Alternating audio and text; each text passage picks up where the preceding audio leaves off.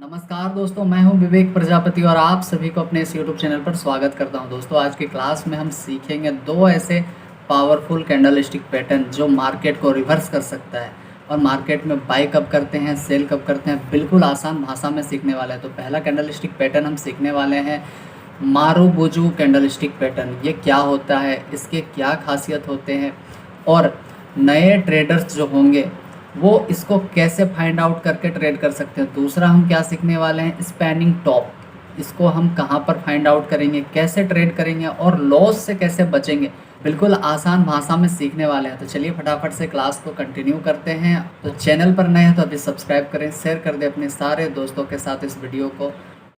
तो चलिए दोस्तों फटाफट से क्लास को कंटिन्यू करते हैं। आज के टॉपिक है मारुबुजू और स्पैनिंग टॉप कैंडलस्टिक पैटर्न। ये क्या होता है, कैसे हम मार्केट में इसको फाइंड आउट करेंगे और ट्रेड करेंगे। तो सबसे पहले हम जानेंगे जो कैंडलस्टिक बेसिक है। सबसे पहले हम बेसिक की बात करेंगे, क्योंकि अगर बेसिक पता होगा तो आपको मार्केट में ट्रेड लेने में बहुत ही हेल्पफुल होने वाला है। तो सबसे पहले हम समझते हैं कि कैंडलस्टिक पैटर्न जो है क्या होता है। तो हर कैंडल में हमें चार चीज़ें बताती है। जो हर कैंडल होती है उसमें हमें चार चीज़ें देखने को मिलता है। क्या बताती है? ओपन प्राइस कहाँ हुआ है, क्लोज प्राइस कहाँ पर है, हाई प्राइस क्या है और लो प्राइस क्या है। यही चार चीज़ें हमें हमेशा देखने को मिलती है ना कैंडलस्टिक पैटर्न में। तो इसी को हम बिल्कुल आसान तरीके से समझने वाले हैं। तो सबसे पहले हम बात करते हैं मारुबुजू पैटर्न, ये क्यों होता है। अब बात करते हैं ये पहले पैटर्न की मारुबुजू है। तो मारुबुजू क्या है? मारुबुजू एक ऐसी कैंडल होती है जिसमें कोई विक या छाया नहीं होती है या बहुत छोटी होती है। आप इस चार्ट को देख सकते हैं या फिर मैं यहाँ पर समझा रहा हूँ। इस टाइप को ये कैंडल आपको देखने को मिलेगी, ठीक है। इसमें विक बिल्कुल नहीं होता है, कोई कोई में बस छोटा सा होगा, इतना इतना छोटा होना चाहिए, इतना छोटा होना चाहिए, ठीक है। अगर ये कैंडल इतना बड़ा अगर होता है इसमें विक, तो फिर ये मारुबुजू नहीं कहलाएगा। ये क्या, ये जो मारुबुजू है इसका ओपन यहाँ पर होता है और इसका क्लोज ऊपर की साइड जहाँ तक ये जाएगी कैंडल, उसके बाद इसका क्लोज होता है। ये किस में हम देखते हैं? बुलिश में। बेरिश में जस्ट उल्टा होता है। बेरिश में अगर ओपन यहाँ पर हुआ है तो क्लोज नीचे आएगा। क्यों आएगा? क्योंकि मार्केट ने सोचा था नीचे जाने का। बुलिश में क्या है कि मार्केट ने सोचा था ऊपर जाने का, तो ऊपर जहाँ तक कैंडल बनेगी उसके बाद क्लोज होता है। इतनी बात समझ में आई? चलिए आगे देखते हैं। अब क्या होता है, इन चारों के आधार पर जो कैंडल बनती है उसी को कहते हैं कैंडलस्टिक। अब इसके आकार और रंग से हमें यह समझ आता है कि मार्केट किसका दबाव है, बायर्स का या सेलर्स का। अब अगर बात करते हैं यहाँ पर, ये ग्रीन कलर की कैंडल है, ठीक है। इसमें हमें साफ पता चल रहा है कि मार्केट में किसका दबाव है, तो बायर्स का, ठीक है। क्योंकि बायर्स ही मार्केट को ऊपर ले जाते हैं। और सेलर्स का अगर होता तो ये कैंडल कौन सी कलर का दिखता? तो सिंपल है, लाल कलर का दिखता। अगर सेलर्स इस मार्केट को नीचे लेकर आते हैं तो ये कैंडल कौन सी कलर का दिखता? तो लाल कलर का दिखता। अगर ग्रीन कैंडल बना है तो हमें साफ पता चल रहा है कि मार्केट में बायर्स का दबदबा है, यानी कि मार्केट में बायर्स फुल पावर में है, ठीक है। चलिए,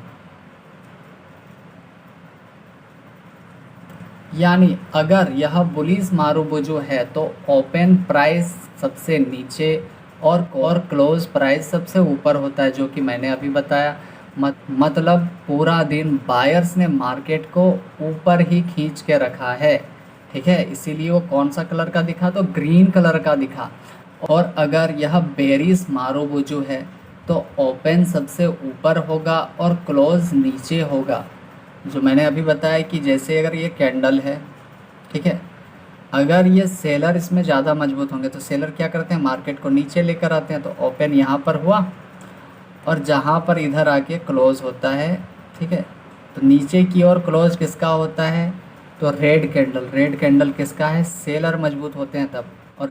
और ग्रीन कैंडल का क्लोज कहाँ पे होता है? तो ऊपर होता है, क्योंकि इसमें बायर्स मजबूत होते हैं। इतनी बात क्लियर है, ठीक है। लेकिन अब क्या होता है कि अगर रेड कैंडल नीचे आ रहा है, रेड कैंडल की बात करते हैं कि बेरिश मारुबुजू है, तो मतलब सेलर्स ने पूरा कंट्रोल किया है मार्केट को। ठीक है, अब आप यहाँ पर देख सकते हैं इस चार्ट में कि इसका ओपन ऊपर है और क्लोज आकर नीचे हुआ है।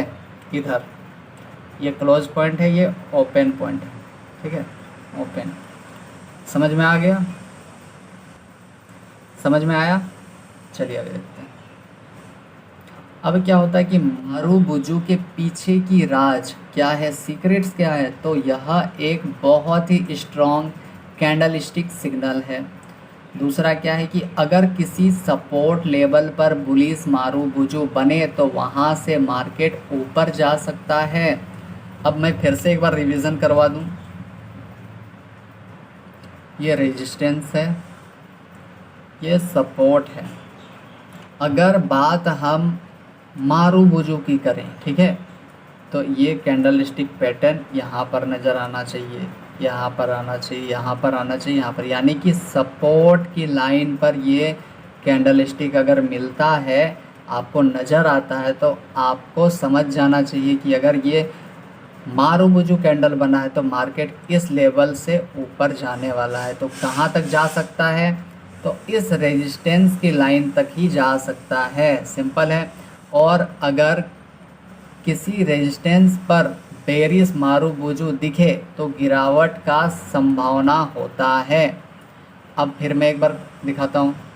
अगर यही कैंडल इस लाइन पर मिले, इधर मिले, यहाँ कहीं मिले, तो हमें समझ जाना चाहिए कि अगर ये बेरिश मारुबुजू बना है तो मार्केट की गिरने की संभावना होती है। ठीक है, इतना समझ में आ गया? चलिए आगे देखते हैं। अब बात होता है कि ट्रेड कैसे करें मारुबुजू पर। तो बुलिश मारुबुजू बने तो अगली कैंडल पे बाय एंट्री लें, ठीक है, और एसएल विक के नीचे और टारगेट पिछला रेजिस्टेंस हो सकता है। ये रेजिस्टेंस है और ये सपोर्ट है।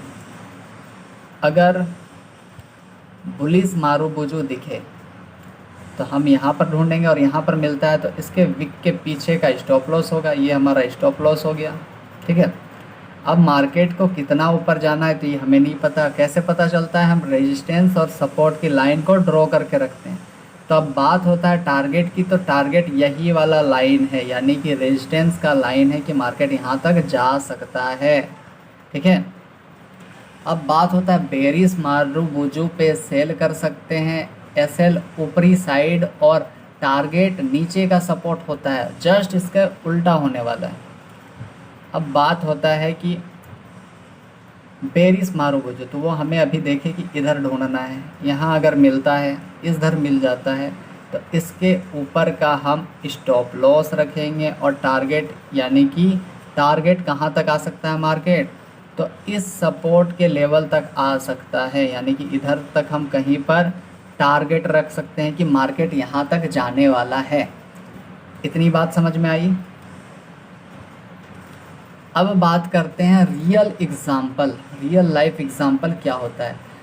तो मार्केट में रिलायंस या टीसीएस जैसे स्टॉक्स में जब कोई न्यूज़ आती है तो मारुबुजू कैंडल बनती है। इससे पता चलता है कि सारा कंट्रोल बायर्स या सेलर्स के पास होता है, यानी कि कोई भी बड़ा न्यूज़ आता है, यानी कहीं वार हो रहा है या कुछ भी, कोई भी न्यूज़ आता है लेकिन बड़ा न्यूज़ होना चाहिए, तो ये सब कहाँ पर असर होता है, तो सबसे ज़्यादा आपको देखने को मिलेगा रिलायंस, टीसीएस जैसे स्टॉक्स में आपको सबसे पहले दिखेंगे। और इसमें क्या दिखेंगे कि मारुबुजू बनता दिखाई देगा। अब बात होता है कि बुलिश मारुबुजू बने या फिर बेरिश मारुबुजू, तो इससे कोई मतलब नहीं है। मार्केट अगर डाउन ट्रेंड पकड़ लिया है, बहुत बड़ा कोई बैड न्यूज़ आ गया और मार्केट क्रैश कर रहा है, तो आपको बेरिश मारुबुजू देखने को मिलेगा। कोई अच्छा न्यूज़ आ रहा है कि कहीं बहुत अच्छा चीज़ चल रहा है, तो उसमें क्या होगा, आपको बुलिश मारुबुजू देखने को मिलेगा। ठीक है, इतनी बात क्लियर है? चलिए आगे देखते हैं। अब बात होता है दूसरा कैंडलस्टिक पैटर्न जो बहुत इंपॉर्टेंट है, स्पैनिंग टॉप।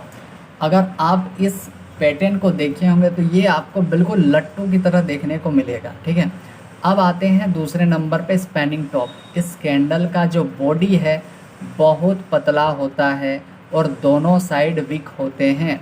इसका मतलब बायर्स और जो सेलर्स है दोनों ने कोशिश की लेकिन कोई भी ज़्यादा हावी नहीं हो पाया। यानी कि मार्केट में आप इस तरह की कैंडल को देखेंगे, ठीक है। तो इसमें सिंपल यह देखा जाता है कि ये जब भी बनता है तो इसमें क्या देखा जाता है कि सेलर्स ने पूरा कोशिश किया था इसको नीचे ले जाने का और बायर्स ने पूरा कोशिश किया ऊपर ले जाने का, लेकिन दोनों नहीं कर पाए। फिर क्या हुआ, मार्केट यहीं पर आके बीच बीच में क्लोज हो जाता है, यानी कि छोटा सा बॉडी और विक जो है बहुत लंबा बनता है। आप इस चार्ट पर देख सकते हैं। पहला क्या है, बुलिश स्पैनिंग टॉप कैंडल, इसका ओपन यहाँ और क्लोज जो है ऊपर होता है। दूसरा क्या है कि bearish spanning top candlestick pattern, इसका ओपन ऊपर और क्लोज नीचे की ओर होता है और आपको यही पैटर्न कई बार आपको देखने को मिलेगा। तो आप समझ जाइएगा कि मार्केट में बायर्स और सेलर्स ने हेवी फाइट किया है लेकिन मार्केट किसी के साइड नहीं किया, वो बीच बीच में जाकर रुक जाता है, यानी कि दोनों एक दूसरे पर हावी नहीं हो पाते हैं, तभी जाके ये कैंडलस्टिक पैटर्न बनता है। अगला क्या है कि स्पैनिंग टॉप्स का सीक्रेट, यह एक इनडिसीजन कैंडल होता है, यानी कि इसमें कंफ्यूज होता है कि मार्केट ऊपर जाएगा या फिर नीचे जाएगा। इसमें जो सेलर्स और बायर्स है दोनों आपस में भयंकर फाइट करते हैं, जो कि दोनों में से कोई भी जीत नहीं पाते हैं, यानी मार्केट कंफ्यूजन में है। अब अगले मूव पर ध्यान देना ज़रूरी है। ये कैंडलस्टिक पैटर्न बनता है तो आपको शांत बैठ जाना है, ठीक है, क्योंकि ये खुद ही उन दोनों पे लड़ाई हो रही है और खुद ही को पता नहीं, उनको ही नहीं पता है कि मार्केट को किधर लेके जाएंगे। तो फिर आप अगर इस तरह में कूदते हैं तो आपका बचना मुश्किल है। इसीलिए जब भी ये कैंडलस्टिक पैटर्न दिखे तो आप शांति से बैठें और अगला जो मूव आने वाला है उस पर ध्यान दें और उसके अकॉर्डिंग आप अपने हिसाब से अपने रिस्क मैनेज करके, अगर कोई कैंडलस्टिक पैटर्न मिलता है या तो बुलिश मिले या फिर बेरिश मिले, तब आप एक्शन लें और ट्रेड करें। लेकिन ये कैंडलस्टिक पैटर्न जब भी मिलता है तब तक आपको क्या करना है, बैठे रहना है, चुपचाप से स्क्रीन को देखते रहना है। अगला क्या है कि ट्रेड कैसे करें स्पैनिंग टॉप पे। स्पैनिंग टॉप के बाद अगर अगली कैंडल बुलिश बने तो बाई करें और अगर बेरिश बने तो सेल करें, ठीक है, इतना समझ में आ गया। तो ये कंटिन्यूएशन या रिवर्सल दोनों के संकेत दे सकते हैं, इसीलिए इसे दूसरे संकेतों के साथ कंफर्म करना ज़रूरी है, यानी कि आपको मिलते के साथ बाय या सेल नहीं करना है। तो एक बात, बिना कंफर्मेशन के ट्रेड कभी नहीं करना है, क्योंकि अगर आप बिना कंफर्मेशन के ट्रेड करते हैं तो आपको फिर लॉस से कोई नहीं बचा सकता है। तो ये सब छोटी छोटी बातें को ध्यान रखना चाहिए और ये सब छोटी छोटी सीक्रेट्स जो है कोई शेयर नहीं करता है। इसीलिए अगर मैं शेयर कर रहा हूँ, अगर आप लोगों को वीडियो पसंद आ रहा है तो फिर क्या देरी है, लाइक करें, शेयर करें और फटाफट से सब्सक्राइब कर लें और अपने सारे मित्रों के साथ सेंड कर दें जो स्टॉक मार्केट सीखना चाहते हैं, जो सीख भी रहे हैं उनको भी पता चलना चाहिए ना। तो इतनी छोटी सी तो काम ही है। तो चलिए दोस्तों, आज के लिए इतना ही। हम मिलते हैं नेक्स्ट क्लास में और नेक्स्ट कंटेंट के साथ और भी बेहतर कैंडलस्टिक पैटर्न को लेकर आएंगे। और आप सभी का तब तक के लिए बहुत बहुत धन्यवाद। तो चलिए हम मिलते हैं अगली क्लास में, तब तक के लिए आप सब अपना ध्यान